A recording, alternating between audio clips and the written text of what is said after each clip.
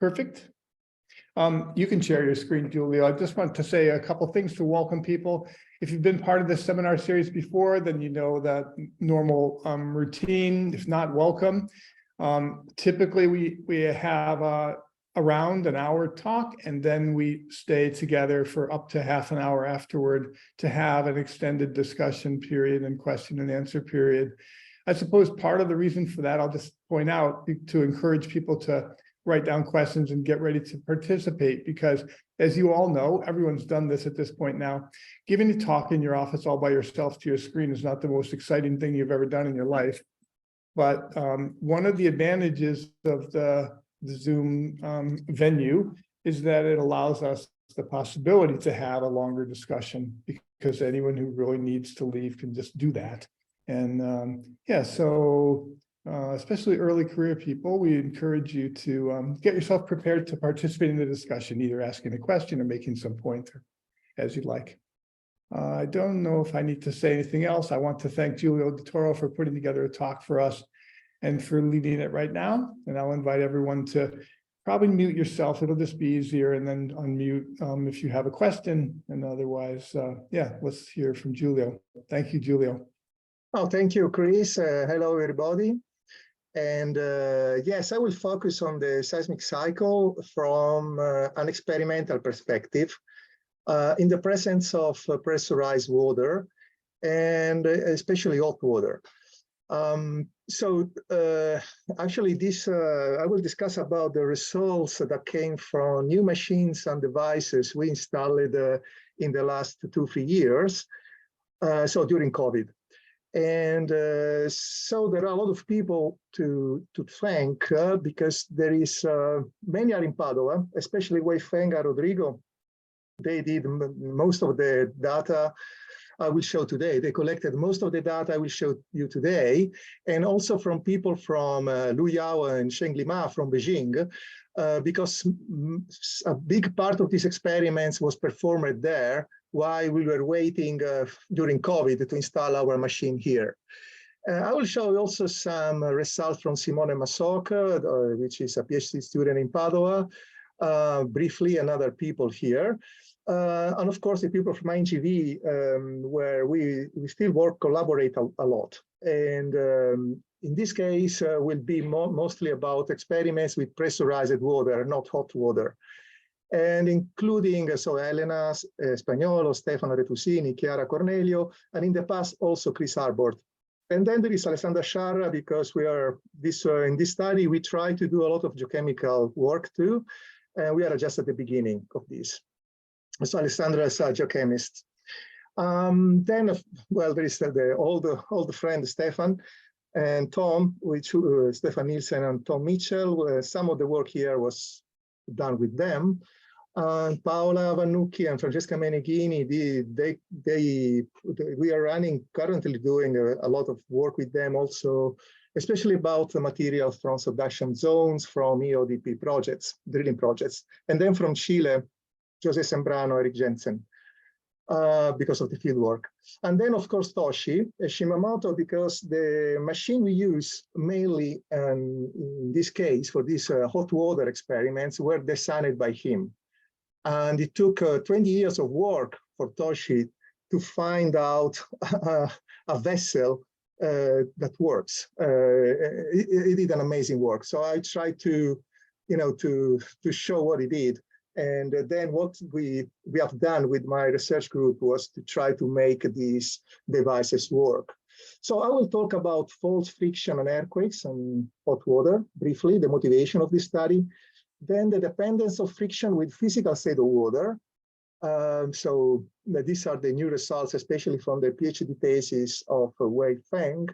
And then fault killing in hot water. And this goes again to the thesis of Wei-Feng plus the postdoctoral work of Rodrigo Gomila.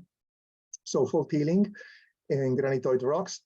And then co-seismic fluid pressurization. These are experiments done at room temperature, not at 300-400 Celsius as the previous ones, but done in Rome and with Shiva. And I think they're pretty interesting. And then the conclusions. Of course, there is nothing I can teach you here about these things. But what I want to state here, that what I mean by friction coefficient is the ratio of the shear stress divided by normal stress minus pore pressure. And there is the diode factor, which I will not consider in all the plots I will show today.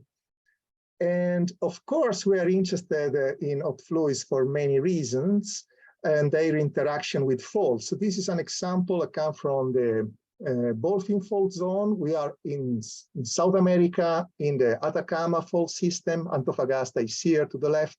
And in this video, we show the green hydrothermal damage zone. The fault core is about here.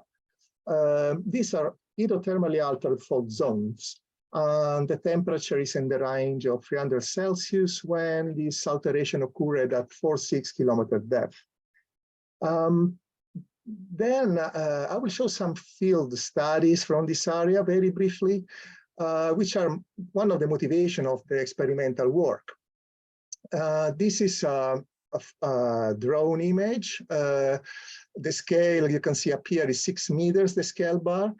And the greenish color is due to the intense alteration of these crystalline basement rocks. And we can see this kind of fresh looking or less altered pseudotachylites preserved.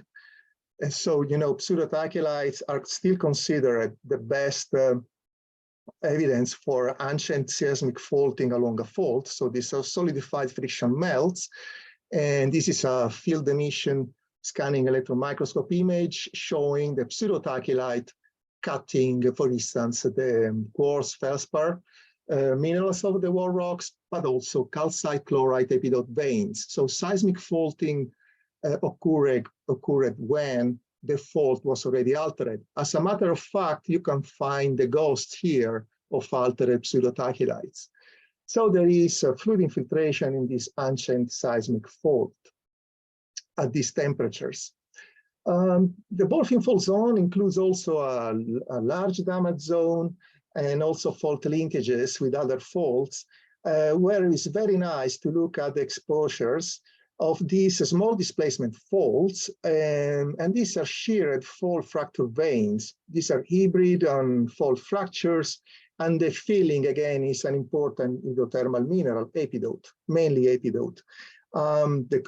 This is a coin for scale, and you can appreciate here the presence of hydraulic breccias with big fragments, probably related again to seismic faulting, in this case, in the presence of pressurized fluids. There is a work by from the PhD thesis of Simone that has been just submitted in EPSL. Of course, there is a wide evidence from seismology about this. So we are here in Yellowstone caldera area, so in the Western US, and you can appreciate, you know, the triggering and the migration of fluids and nucleation of earthquakes, even at shallow levels. This is due to fluid diffusion. So we're talking about shallow earthquakes. And a great case, I think, of this kind of seismicity, perhaps associated with phase transition of water, come from Italy. So this is the Lardarello and Travalle geothermal field area.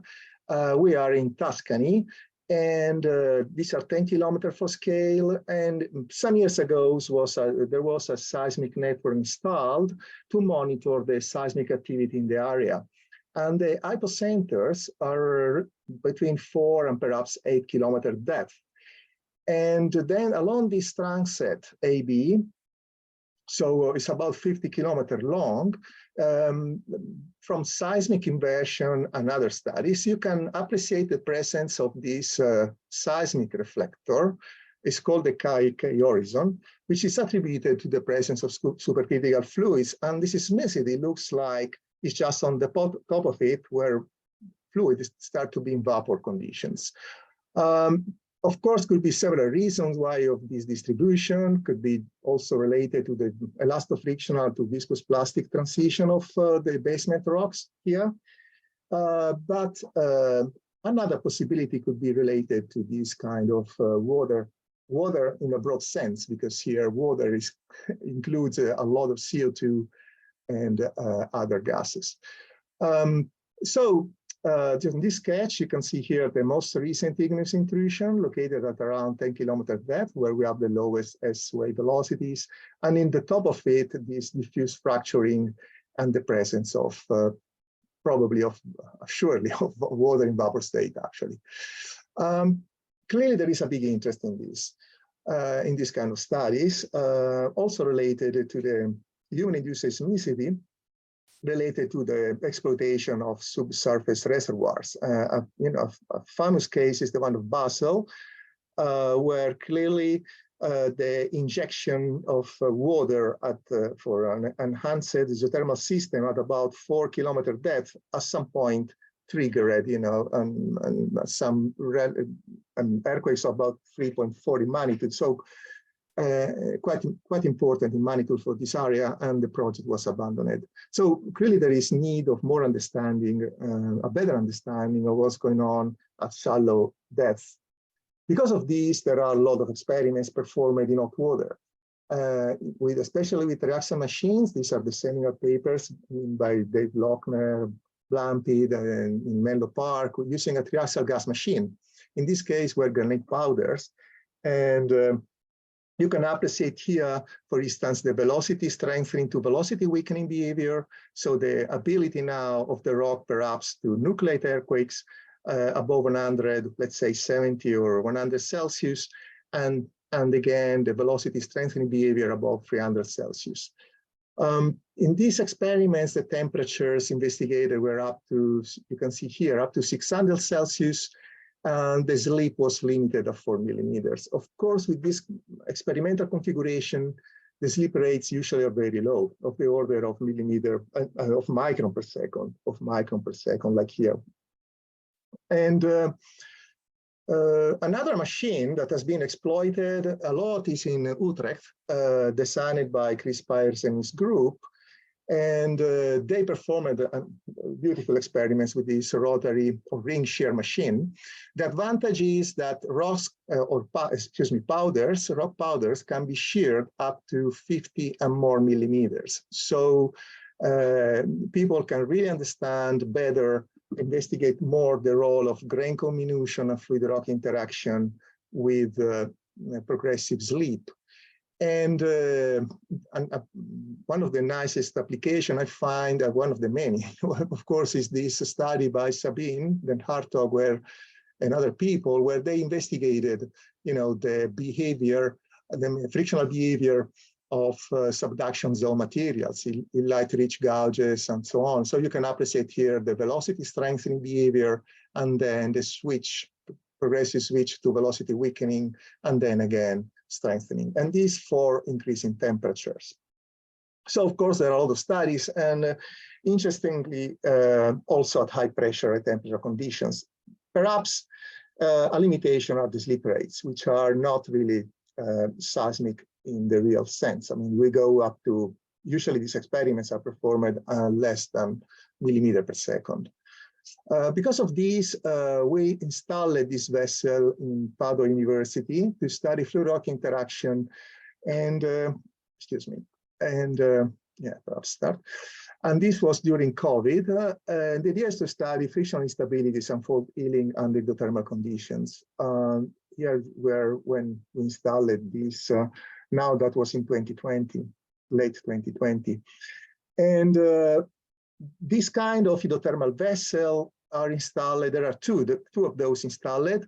They are both installed in this rotary machine, also designed by Toshi Shimamoto. One is in the State Key Laboratory of Earthquakes at the Institute of Geology in Beijing, and where really the first tests were performed, and then the second one is installed here in Padua. And in fact, I would say quite a bit of the data I will show you today come from the machine in Beijing. Because of the delay we had in installing our machine, the PhD student I was supervising, Wei Feng, did these experiments in the lab of Professor Ma under the supervision of Liu Yao. Then now we are currently doing experiments with our rotary shear, which is ROSA, and Hydros is the name we gave to the hydrothermal vessel. So the vessel includes a furnace, an external furnace. And so you can see here in gray the vessel, the external furnace, and then we have several moving parts, including a rotary column, which must be cooled down thanks to the cooling system in order to to avoid the thermal expansion.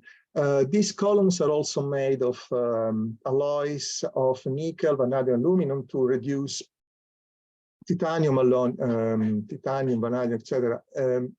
Alloys which have a lower thermal expansion coefficient. However, these are quite sophisticated pieces, and actually, as I told you before, it took about 20 years of development by Professor Shimamoto to design it at the very end. So we just calibrated these devices, and now we are trying to improve them further. The important point is that thanks to the furnace, we can cover temperature for fluids ranging from 20 to 470 Celsius. And the vessel works up to 70 megapascal, including the syringe pump. You have the syringe pump to pressurize the fluid down to 1 atmosphere, so 0.1 megapascal. So at this range of temperature and pressure, water can be in vapor, liquid, and supercritical conditions. Moreover, we can do experiments with solid rock assemblages, like this one. The diameter is about 28 millimeters. And often we use an external nickel ring to sustain the rock, as in this case. And or we can play with powders, rock powders. And there is a particular assemblage that maybe I can discuss later if you're interested in these details. The temperature are measured just below the slip zone, because we insert a thermocouple and goes up together from other poles. We pump the fluid in, and the water goes out from up here. So we can measure the pressure up and down with the two pressure gauges we have, plus the temperature of the furnace external, but also inside the chamber, the vessel. I will describe briefly now the dependence of friction with physical state of water. So how friction in rock changes by changing the physical state of water. We still need to understand a bit why this happened. This is an example of one of these experiments. So this is an experiment performed with liquid water. So the effective stress was 10 megapascal, the temperature 300 Celsius, the pore fluid pressure was 10 megapascal, and we imposed Wei Feng imposed a slip rate of 1 millimeter per second here.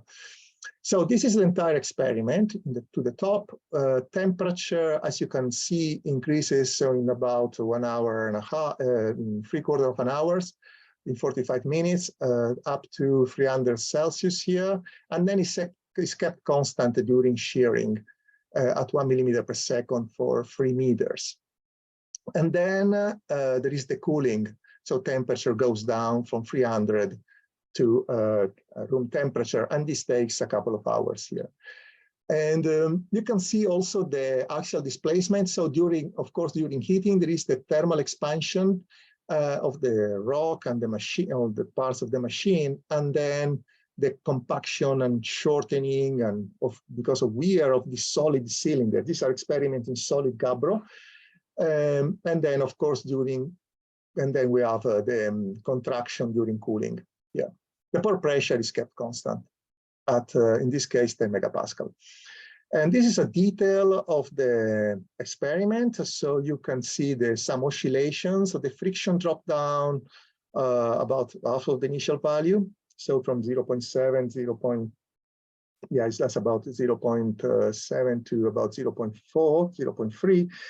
And there is elastic distortion and of the machine, and plus the, so this is the first initial that goes to the static friction, and then it starts to slide, and there is this peak value, which is quite low here.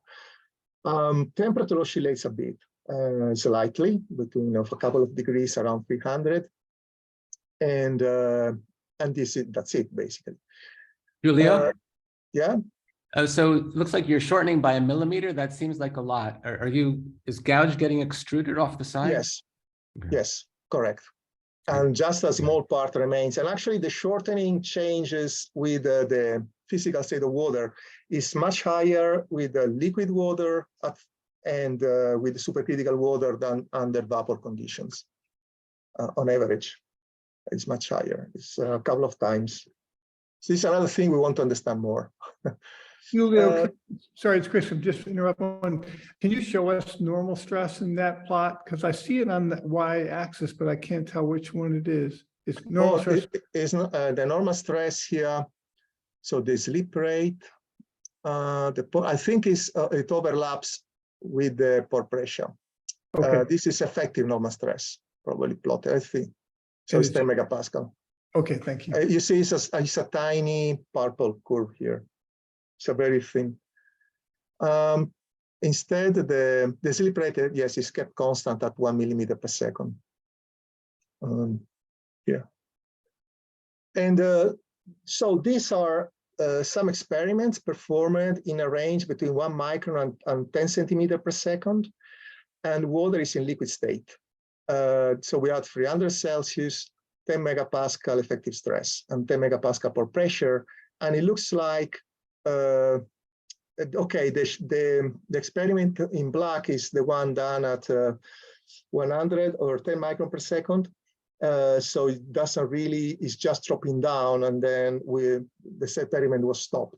I mean, it's a very long-lasting experiment for these displacements. However, what you can appreciate here is that friction goes down, independently almost of slip rate. Things are very different with water in vapor conditions. In red is the experiment 10 micron per second. The blue curve is 1 millimeter per second. The point is that with increasing slip rate, friction decreases. This is an experiment with temperature is 400 Celsius, and effective stress is the same as in liquid conditions, so 10 megapascal. And then supercritical. So the experiment was done at 400 Celsius. Of course, in order to achieve supercritical conditions, you have to increase the pore pressure, because the critical point, the critical point for water is at 22.7 megapascal. So what was the same as other experiment was effective normal stress, was kept always at 10 megapascal. Here there is a more complicated evolution at the beginning of the experiment, but then after alpha meter, independently of the slip rate, friction was of the order of 0.3. Friction considers the pore pressure here, as I told you at the beginning. So clearly there are some differences here. In vapor, weakening is velocity dependent. In supercritical and liquid, this dependence is much smaller, at least in these investigated conditions at 300 Celsius and more. I'm plotting here, and I will focus on the steady state values. And you can see the low values at, let's say, 100 microns and more. Slip rate for supercritical conditions is about 0.3. In liquid is slight higher, but we're in the range, including the errors. In vapor is very different. In vapor, it looks like there must be a critical slip rate to overcome of about, that will be about 1 centimeter, 1 millimeter per second to overcome in order to observe weakening. At least in this experiment. So these were done several times. This is a summary plot of the room humidity experiment. Room humidity conditions. These experiments were performed at more than 5 megapascal and in different rocks, but basically you can appreciate the presence of a threshold of about where you can start to observe weakening at more than 1 millimeter per second, especially 1 centimeter per second. So during this is enhanced dynamic weakening. And we can plot on this diagram also the data we have for now for vapor, supercritical, and liquid. And clearly, supercritical and liquid are very different. And now, especially a let's say subseismic or or very low slip rates of the order of 10 to 100 micron per second. So why this is the case? This is something we still try to understand. We're really struggling on this, and but I think the main point here is this for us at least is this experimental observation. In any case, we performed high-resolution field emission studies, white light interferometer on the surface, micro-Raman studies, single crystal XRD, so single crystal X-ray diffraction. The idea is to understand what is the reason for this weakening. So this is the sample, and this is the slip surface after the experiment in vapor. You can see there are very ultra polished surface. The starting material has this color, is whitish. This is a gabbro. While, of course, under vapor, 400 Celsius, you start to see this polished surface, greenish. And they become more green under supercritical conditions. This is supercritical water, same slip rate of 10 micron per second. And you can see down here the polished, ultra polished surface. So you can compare these, but you can also measure the roughness with the white light interferometer. And there aren't really important differences between all these materials, at least regarding the polished surface after the experiment. So this is vapor, and I can plot here the RMS for liquid, vapor, and supercritical. Actually, supercritical looks like it's slightly rougher, but it's still quite smooth. We can also do look with the field emission scanning electron microscope at high resolution. So we make thin sections, and you can see here what the remnants of the slip zone after the experiment. So this is an optical microscope image. The scale bar is 1 millimeter. So these are thin sections. And then we can look at the slip zone. This is vapor versus supercritical. And the quality of the image, unfortunately, is not the best to the left. But to the right, you can see the appearance of these acicular minerals. They are absent, of course, in the starting gabbro, and we don't find them in the vapor experiments. So it looks like there are new minerals forming, especially when friction is lower under supercritical conditions. So this is the X-ray diffraction on the slip surface, and this is the starting gabbro. This is vapor condition, liquid, and supercritical. You can start to see this peak at about 2/3 of 80 degrees or 7-8 degrees, which is related, it looks like, to the presence of smectite chloride. So there is the appearance of some kind of mixed layers of these clays. This was a high resolution 10 milligrams of powders. So we did this kind of X-ray diffraction with after vehicle treatment. This is the case only for supercritical and liquid. We find this. We also did micro-Raman spectroscopy. And so this is the slip surface for liquid, and this is the slip surface for supercritical. And you can see these domains where we observe this kind of peak at 1600. There are Raman shifts at 1600, which looks like related to the occurrence of hydrogen, water with weak hydrogen-oxygen bonds. This is absent in vapor experiment in the surface and also in the starting gabbro. So there is something strange. Summarizing, comparing vapor, supercritical, and liquid, it looks like there is this difference in terms of friction with increasing slip rate, especially at subseismic slip rates. We're interested here, which may be related to the appearance of new minerals and also to this the presence of water with these weak bonds. In any case, we have smooth slip surfaces. So this go to now to some ideas about the weakening mechanism at these very low slip rates. So there was quite a bit of work here. One of the ideas, it could be elastohydrodynamic lubrication.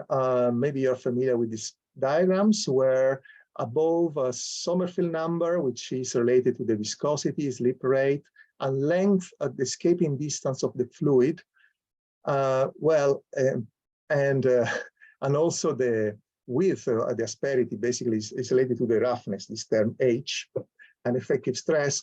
Well, this dimensional number varies from 1,000 to more, and if it's bigger than 1,000, the behavior switches from boundary to mixed lubrication. So there is a drop in the frictional resistance, and then it goes to hydrodynamic. We try to understand what could be the critical viscosity, and it should be, in order to observe this behavior, it should be of the order of something like 2 to 10 100 Pascal per second.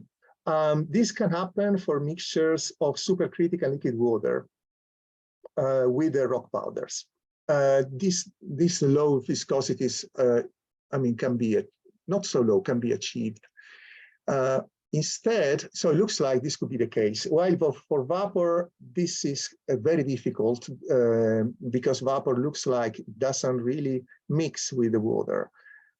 So that's the based on the literature. So it looks like that maybe elastohydrodynamic lubrication may work of this strange material where you have a new clay minerals forming that can trap the water. Also the presence of this evidence of water at the end of experiment, which is missing in vapor. So maybe this could be help to increase the viscosity and contribute to elastohydrodynamic lubrication. In vapor, it looks like this is not possible. The viscosity of vapor is very low. And so you need, in order to observe weakening, you need to achieve slip rates of the order of about 1 millimeter and more meter per second. And actually, this is what we see in our experiments. We see weakening above 1 millimeter per second in the range of 1 centimeter per second in the case of vapor. What is interesting is that if this true in the case of Gabbro, well, what can happen is that you can have a sort of dilatancy induced drop. For instance, if you think in pore pressure that may arrest the false slip. For instance, if you have at the scale of centimeter or less, you can think of a jog and a full jog, and the slip is and the slip vector is dextral. You can think that if there is pressurized water, well, during the nucleation, just because of there could be just because of the latency, there could be a phase change of water, and so this vaporization may result in an abrupt increase in friction that can arrest the slip and this nucleation phase. So, but this is something we could think about. So then I will introduce you about some experiments on fault healing in hot water. Of course, fault healing is extremely interesting because it allows the recovery of fault strength during during the seismic cycle. So we can have especially post-seismic healing. We can also have post-seismic healing I will not discuss here. But clearly, this allows the wall rocks to store elastic strain energy during the seismic cycle. The typical experiments are called slide on slide, and this is an example from this machine. So where you can slide, in this case, are powders. We are using powders of Gabbro, and for instance, we can excuse me. There is here the slip velocity is about 10 micron per second, and then in the samples or the rotary column is stopped, so there is a hold at let's call it 0 micron, nominally 0 micron per second, and this hold lasted 300 seconds, and then the sample was sheared again, the gouge was sheared again. And in this case, we can observe that this amount of friction increased from 0.76 to about 0.82. And so the increase is at 0.05 in 300 seconds. Typically, we observe this kind of positive trend. So the healing rate increases, is positive, and the frictional healing increases with log time. So these are classic experiments, have been studied a lot. And this is, for instance, one also at isothermal conditions. There are also more recent paper, but Nakatani and Scholl discussed the case for quartz, but in the 100 to 200 Celsius range.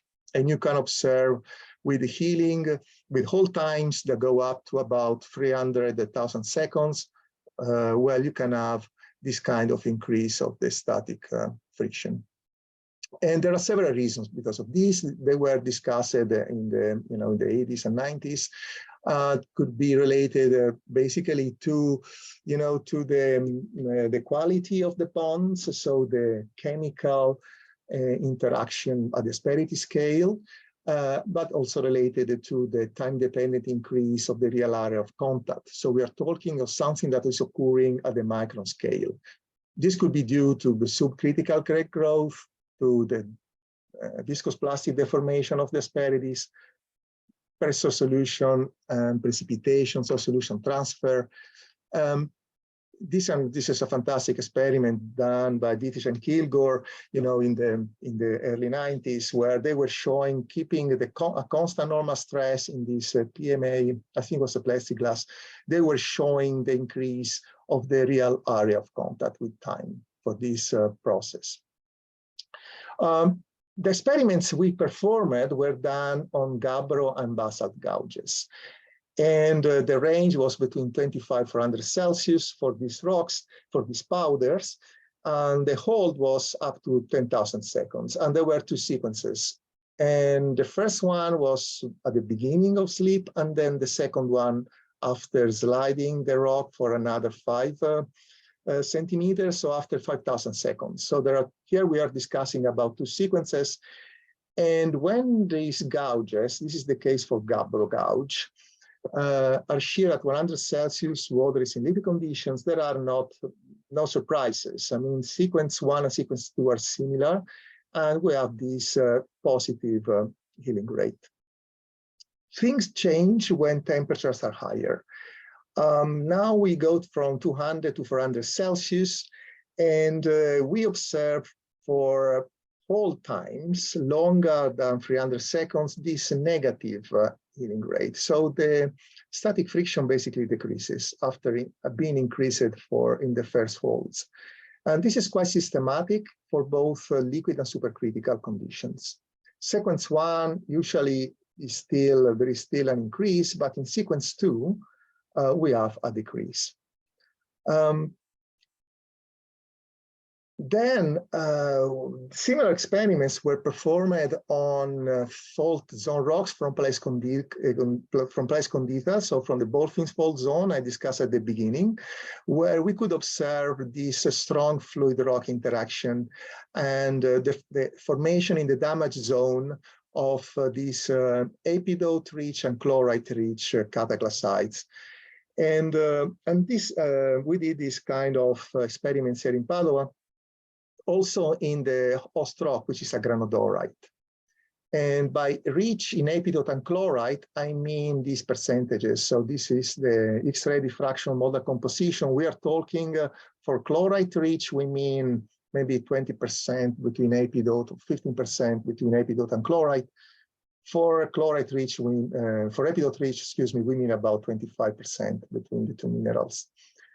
And now the whole time they last with this machine up to 5 days. We're talking about 4 days, excuse me, 300,000 seconds holds.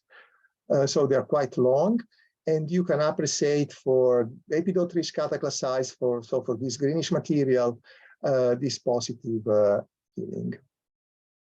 And these are more they're free experiments done here. They last about a week.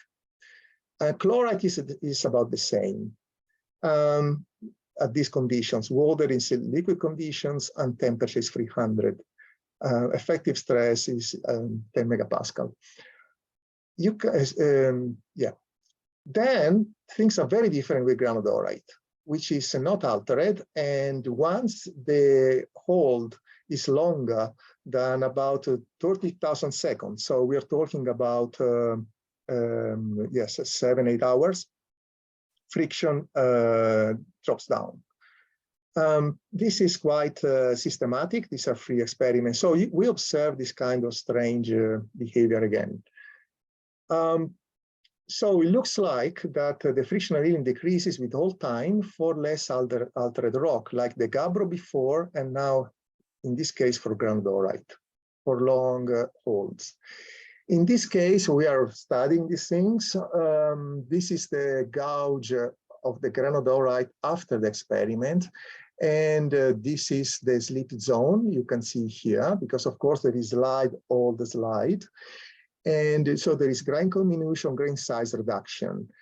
And by looking at the exposed slip surface on the top of it, you can also perform micro-Raman, again, maps, and they show the presence of azeolite in the slip surface. At least this is what we can detect on the slip surface. And we did also single crystal X-ray diffraction. So basically, we are talking about pieces of about 10 to 15 microns in size under the X-ray diffraction beam. So this is a sort of a small synchrotron we have in my department here in Padua. And clearly there is the formation of a sort of weak mineral, which is a zeolite, a cabasite. So perhaps this negative healing in this case can be related to the formation of these zeolites that we don't find in the other cases. We can think that these negative healing rates may result if you think that for similar loading rates with the reduced healing, you may expect a reduction of elastic strain energy stored in the rocks and also an increased frequency of small earthquakes just because of this behavior. Now I switch to room temperature experiments, and I will talk about experiment performed in room with where we talk about co-seismic pore fluid pressurization. Now, doing these experiments is not trivial, and there are two challenges here. One is the one like before, is to impose high slip rates, large displacement, and in this case, even high effective normal stress. So to reproduce in the lab earthquake deformation conditions. Plus, at the same time, we want to confine gouge and fluids and measure temperature, fluid pressure. And also, of course, what we want to understand better what's going on is data reproducibility. And this is something that we, and especially, Stefano and Retusini and Spagnolo developed in Rome. They developed this kind of gouge holder where gouges can be pressurized and confined. So the gouge layer is in brown here, and there is a pore fluid pump, a syringe pump, which pumps the fluid in, and there are these porous plates. So the fluid is distributed in the gouge, but the gouge is confined by the confinement pump. So there is an external here confining jacket, which is made of rubber. And then the fluid passes through and goes to the other side where there is the downstream pore pressure transducer. We also have an upstream pore pressure transducer here. And of course, these devices are the thermocouple, and of course the pore fluid pump are in the stationary side. You don't want these to rotate at 1 meter per second. These are some experiments performed with gouges made of calcite, 99.9% of calcite. The initial permeability is quite high, of the order of 10⁻16. That was measured. What you see here is the evolution of fall strength in black, gouge thickness in gray, and in blue and turquoise are the pore pressure downstream and pore pressure upstream. And in orange is this simple velocity function that was imposed by Stefano Retusini in this experiment. Excuse me. So you can see here, once the gouge is accelerated you observe dilatancy and an abrupt decrease of pore pressure. And this is quite interesting because of this decrease, there is also this kind of increase probably in fall strength. But then the calcite gouge is, you see, is progressively compacted, and the fall strength decreases together with an increase of the pore pressure downstream. So it looks like that there is a fall strength reduction during this simulated seismic slip event, possibly related to compaction-induced pore fluid pressurization. It's not thermal pore fluid pressurization because the temperature increased of few Celsius in this experiment. Looks like something that was proposed by Dan Faulkner and also by other people. However, I think these are probably the very first experiments where people reproduced seismic slip velocities. Although the normal stress is quite low, it's only 6 megapascal, and the confining pressure at that point was 4 megapascal. So this can explain also why the temperature remained low. We also sheared, Stefano did, the clay-rich gouges. They come from the Ikurangi subduction zone that was drilled. So we are east of New Zealand, and that was drilled in the last decade. And the samples were recovered from about a depth of 500, 600 meters from the Papaku Trust. And so these are clay-rich gouges, about 40% in clay, illite, smectite, and so on. This is the scale bar here as an example of this material recovered. This is a place also for slow slip events. And the behavior is very different in terms of the response of pore pressure with respect to calcite. And this is mainly related to the fact that this clay have a much lower permeability of the order of 10-20, 10-21 meters square. And so what was observed is that once the velocity function was imposed, there was an initial decrease of fall strength toward very low values. We are talking about 0.005 or less megapascal. So there is a decrease of 80% in friction here and more. And there is a small dilatancy and then compaction. The pore pressure pulse arrived after the experiment. This was measured downstream a few seconds after. And probably this is because of the high characteristic time for fluid diffusion, because of the low permeability. So we couldn't detect any pore pressure change during sleep. We think that, again, the fall strength reduction and the low residual shear stress is related again to compaction-induced pore fluid pressurization. This is because the measured temperature, again, increased of only a few degrees, measured with a thermocouple, and then Stefano and other people, they performed this, of course, they modeled the temperature in the sleep zone, and it looks like the maximum temperature was 60 Celsius. So it looks like thermal pore fluid pressurization, again, was not really relevant for this kind of experiments. So I finish here by saying that hot fluid is often pressurized hot fluid is clearly often controlled seismic cycle in geological setting, and also those affected by our activities. And in gabbro rocks, what we found is that the friction coefficient is related to the physical state of water. And especially in the presence of hot liquid water or when water is in supercritical state, this low friction we measure might be related to the last hydrodynamic lubrication or formation of weak clay minerals. I must say the abundance of weak clay minerals is of the order of few percentages. So it's still it's of the order of 5–6%. Regarding fall tailing rate in the presence of hot pressurized water, well, it looks like this depends on rock composition, and what it looks like, but we want to study this more, of course, is that we observe this sort of negative filling rates at some point. And they are mainly related to the effect look like unaltered crystalline rocks like gabbro and granodiorite. So this, of course, is something we want to investigate more, understand more why this happens.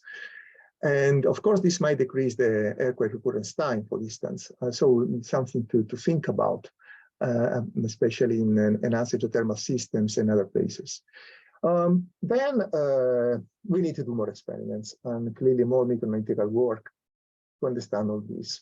And lastly, goes now to room temperature experiments in the presence of pressurized water.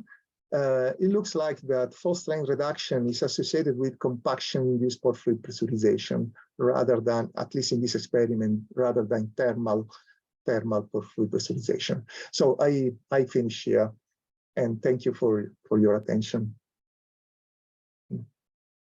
Giulio, really fabulous talk. Thank you very much. And I'll invite everyone to unmute for a minute.